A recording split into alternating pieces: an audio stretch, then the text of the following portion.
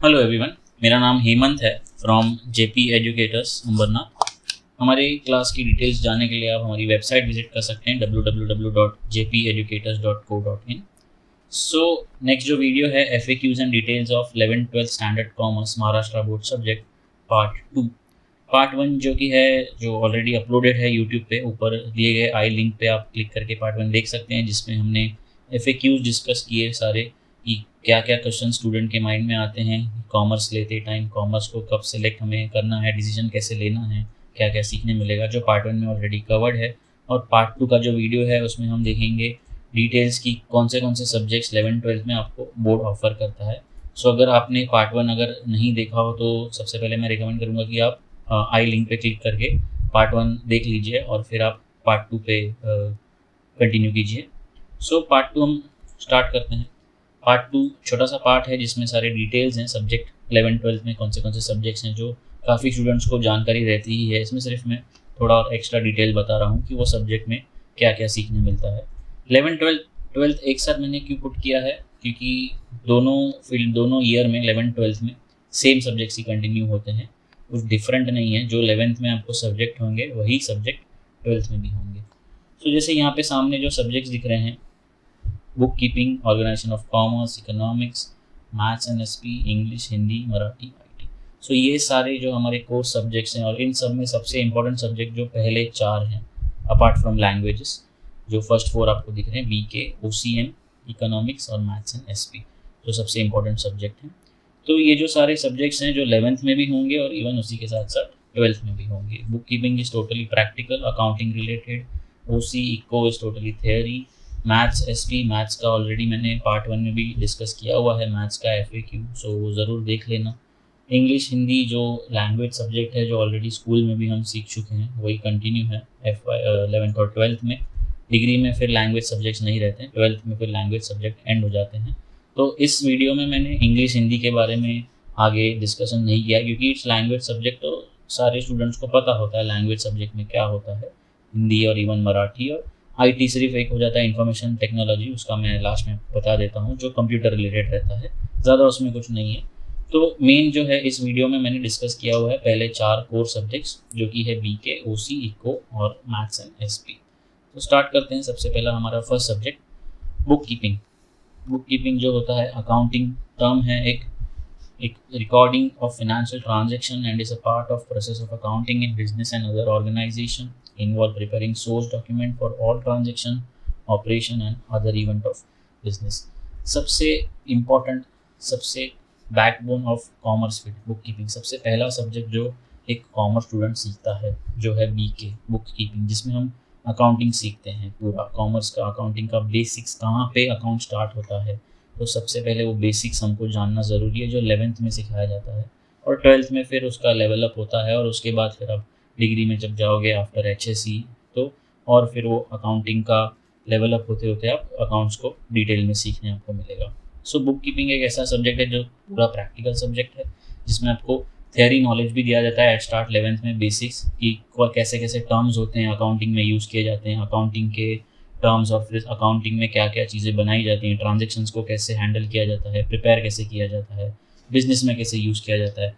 Business मतलब आप जैसे देखोगे, एक छोटे से छोटा सोल प्रोप्राइटर, एक छोटे से छोटा दुकान वाला भी आपके लोकल में जो शॉप ओनर है, जो शॉप संभालता है, छोटा सा जनरल स्टोर संभालता है, वो भी एक बुक कीपिंग करता है। बुक मतलब एक बुक को रखता है जिसमें वो सारी चीज़ें रिकॉर्ड करता है कि उसने कितनी चीज़ें खरीदी, कितनी चीज़ें बेची, कितने में खरीदी। तो हर चीज़ को उसे रिकॉर्ड रखना है कि उस रिकॉर्ड से उसे पता चले कि वो कितना प्रॉफिट कमा रहा है, किस पोजीशन पे है। तो बुक कीपिंग बहुत ही ज़रूरी है।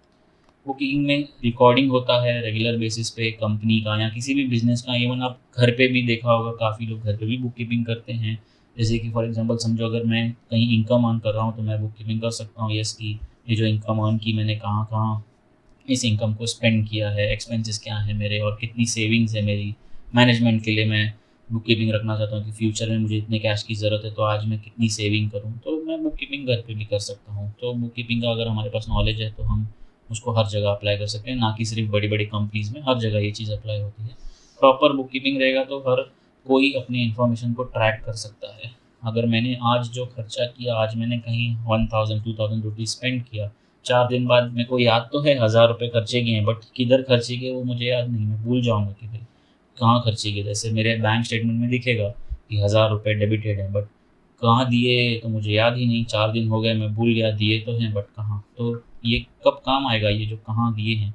तो जब हम रिकॉर्ड रखेंगे हर दिन का, हर चीज़ का, तो इन फ्यूचर हमको डिसीजन लेने में भी वो चीज़ पता होगी कि ये यहाँ खर्चा हो चुका है, फ्यूचर में इसको खर्चे को किस तरह से बचाना है, अननेसेसरी था, नेसेसरी था। तो हर चीज़ में हमें डिसीजन लेने में, ऑपरेट करने में काम आता है बुक कीपिंग। काफ़ी इंपॉर्टेंट सब्जेक्ट है।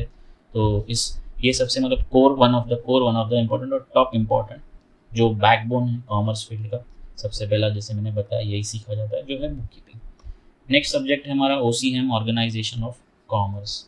OCM is totally theoretical subject. सारी थियरीज इसमें आपको सीखने मिलेंगी, मेनली जो रहेंगी रिलेटेड टू मैनेजमेंट। एक जगह, एक फर्म, एक कंपनी कैसे फंक्शन करती है, ग्रुप कैसे किया जाता है, वहाँ पे परफॉर्मेंस कैसे होता है, एक कंपनी में लोगों को काम कैसे दिया जाता है, लोगों के पास क्या अथॉरिटीज़ होती हैं, रिस्पॉन्सिबिलिटीज़ होती हैं, रिलेशनशिप कैसे बनाए जाते हैं, कंपनी के अंदर कम्युनिकेशन, बातें कैसे करते हैं लोग, क्या करते हैं, मैनेज कैसे करते हैं, चीज़ों को संभाला कैसे जाता है, क्यों संभालना है, सब चीज़ें क्यों करनी है।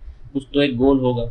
हर कंपनी जब ओपन होती है तो उनका एक गोल होगा कि भाई हमको फ्यूचर में इस जगह पे पहुंचना है। तो वो ऑब्जेक्टिव को अकम्प्लिश करने के लिए हमें मैनेजमेंट की तो ज़रूरत है। मैनेजमेंट मतलब प्लान करने की तो ज़रूरत है ही। जब प्लान क्लियर रहेगा तभी आगे बढ़ सकोगे, प्लान क्लियर रहेगा तभी आप सोच सकोगे हर चीज़ के बारे में और अपने गोल तक रीच कर सकोगे। तो वो OCM में आपको सीखने मिलेगा कि चीज़ें कैसे मैनेज होती हैं, जिसको बोलते हैं ऑर्गेनाइजेशन। ऑर्गेनाइजेशन करना मतलब मैनेज करके रखना, हर चीज़ को उसकी जगह पे रखना।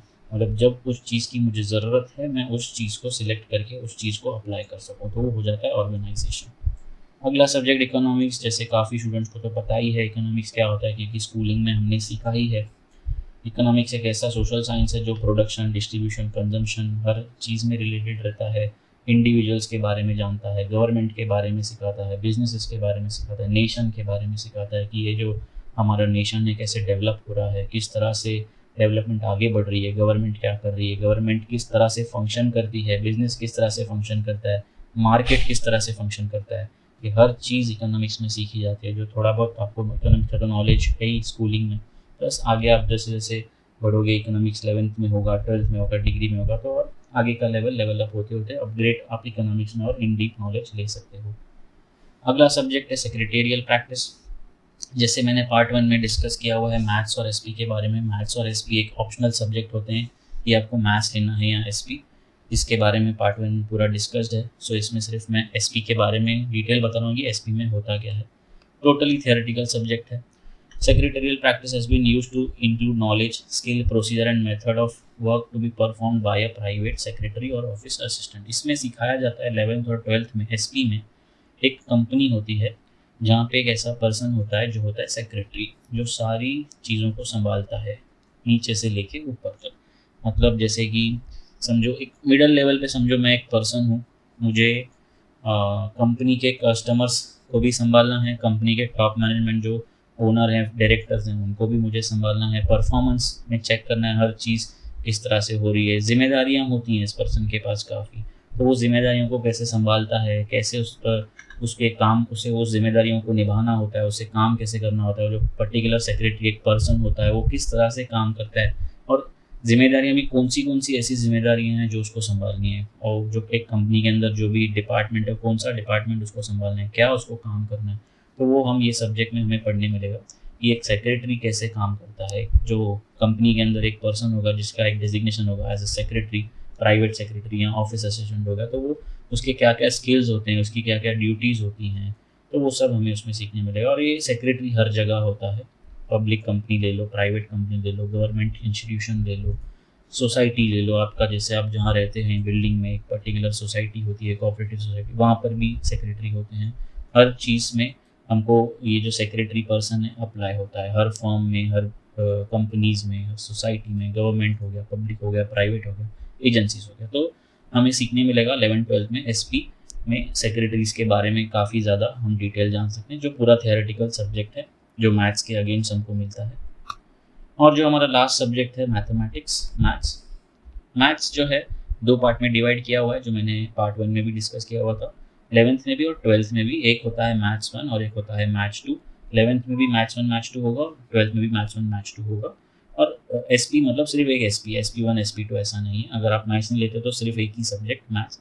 ये मैथ्स 1 मैथ्स 2 एस मैं क्यों बता रहा हूँ 2 है, क्योंकि ये एक लाइक 2 अलग अलग सब्जेक्ट की तरह लगता है, 2 अलग अलग टेक्स्ट बुक। मतलब मैथ्स 1 में भी 8-10 चैप्टर होंगे और मैथ्स 2 में भी 8-10 चैप्टर होंगे। बट एग्जामिनेशन के टाइम पे अलग नहीं होता। एग्जामिनेशन के टाइम पे वो ग्रुप होगा, एक ही दिन एग्जाम होगा उसका, एक ही क्वेश्चन पेपर में 2 सेट होंगे, सेट 1 में मैथ्स 1 और सेट 2 में मैथ्स 2। बट उसके जो टेक्स्ट बुक हैं 2 अलग अलग हैं और आपके जो लेक्चर्स होंगे वो भी अलग अलग होते हैं। मैथ्स 1 अलग सिखाया जाता है और मैथ्स 2 अलग सिखाया जाता है। तो उसमें 2 सब्जेक्ट्स हैं। मैथ्स 1 यूजुअली अलजेब्रिक है, थोड़ा अलजेब्रा से रिलेटेड है, जैसे स्कूल में आपने अलजेब्रा सीखा हुआ है। और मैथ्स 2 जो है वो स्टैटिस्टिक्स से जुड़ा हुआ है। स्टैटिस्टिक्स जो मेनली कॉमर्स में भी काम आता है, जिसको कमर्शियल मैथमेटिक्स भी बोलते हैं। तो स्टैटिस्टिकल और डेटा वर्क दोनों में मैथ्स 2 थोड़ा ईजी है, मैथ्स 1 थोड़ा टफ पड़ सकता है। और इसको कैसे डिसाइड करना है, लेना है या नहीं लेना है आपको, वो पार्ट 1 में ऑलरेडी डिस्कस है। आई होप आपने पार्ट 1 देख लिया होगा कि मैथ्स और एसपी में अगर आपको डिसीजन लेने में प्रॉब्लम आ रहा है तो जैसे मैंने बताया था आप कॉन्टैक्ट कर सकते हैं। सोच समझ के डिसीजन लेना, उसमें जो 3 पॉइंट्स मैंने डिस्कस की थी ऑलरेडी पार्ट 1 में, तो उस हिसाब से सोचकर आपको मैथ्स को या तो सिलेक्ट करना है या तो डिसिलेक्ट करना है, वो आपके ऊपर पूरा निर्भर करता है। तो ये हो जाता है मैथ्स के 2 सब्जेक्ट्स, एक अलजेब्रा पार्ट और एक स्टैटिस्टिकल पार्ट, जिसमें एग्जाम एक ही साथ होता है पर सब्जेक्ट्स दोनों एक अलग अलग तरीके के हैं, 2 अलग अलग टेक्स्ट बुक्स हैं, बट एग्जाम एक ही साथ ग्रुप होगा। तो ये हो जाता है हमारा मैथ्स। तो यहाँ सारे सब्जेक्ट्स कवर हो जाते हैं। जैसे आईटी का मैंने कहा था लास्ट में बताता, जो सब्जेक्ट है वो टोटली कंप्यूटर रिलेटेड है, इंफॉर्मेशन टेक्नोलॉजी, जो हिंदी या मराठी लैंग्वेज के साथ ऑप्शन में दिया जाता है। तो आपको अगर आईटी अगर इंटरेस्ट है कंप्यूटर में, यूजुअली बहुत बच्चे जो स्टूडेंट्स हैं MICIT का कोर्स कर लेते हैं आफ्टर 10th वेकेशन में, अपना बेसिक कोर्सेज क्लियर कर लेते हैं कि कंप्यूटर में क्या क्या सीखने रहता है, क्या क्या मिलता है, हम कैसे अप्लाई करते हैं। आईटी में भी वही है थोड़ा, और आपको डिटेल प्रैक्टिकल नॉलेज मिल जाएगा कंप्यूटर का। सो अगर आपको इंटरेस्ट है तो आप उसमें जा सकते हैं। या अगर आपको लैंग्वेज सब्जेक्ट नहीं पसंद है, हिंदी मराठी सब्जेक्ट आपको नहीं पसंद है, पढ़ना या लिखना नहीं पसंद है, तो मे बी फिर वो टाइम पे आप सोच सकते हैं अगर आपको आईटी सेलेक्ट करना है तो आप आईटी सेलेक्ट कर सकते हैं। दोनों सब्जेक्ट अपने अपने जगह पे सही हैं। इसमें आपको ज़्यादा फ्यूचर रिलेटेड प्रॉब्लम नहीं आएगा कि आपने आईटी लिया तो बाद में आपको प्रॉब्लम हो, या हिंदी लिया तो बाद में प्रॉब्लम हो, जैसे मैथ्स एसपी का मैंने पार्ट 1 में डिस्कस किया है। तो ये लाइक बेसिक कॉमन सब्जेक्ट्स हैं जो आप अपने हिसाब से ईजिली सिलेक्ट कर सकते हैं। कन्फ्यूजन नहीं आना चाहिए इसमें हिंदी आईटी सेलेक्ट करने में। ये आपके ऊपर निर्भर करता है कि आपको क्या पसंद है, तो आप उस हिसाब से सिलेक्ट कीजिए। सो ये जो पार्ट है सब्जेक्ट्स का, ये यहाँ पूरा एंड होता है। छोटा सा पार्ट था सब्जेक्ट्स का जो डिटेल मैंने यहाँ इसमें बताया है। इसमें इसके अलावा अगर आपको ये सब्जेक्ट्स है, इसमें कुछ भी कहीं पे भी डाउट आता है, सब्जेक्ट के बारे में कुछ भी जानना हो, कहीं भी सब्जेक्ट का कंटेंट रिलेटेड, तो आप नीचे दिया हुआ जो मेरा वेबसाइट है jpeducators.co.in, उस पर आपको मेरा कॉन्टैक्ट नंबर मिल जाएगा। आप विदाउट हेजिटेशन मुझे कॉन्टैक्ट कर सकते हैं, कॉल कर सकते हैं। व्हाट्सएप पर भी मेरा नंबर है अवेलेबल, तो आप व्हाट्सएप भी कर सकते हैं। तो कुछ भी आपको डाउट रहा तो आप श्योरली कॉन्टैक्ट कीजिए। तो यहाँ हमारा पार्ट 2 खत्म होता है, details of subjects. Thank you.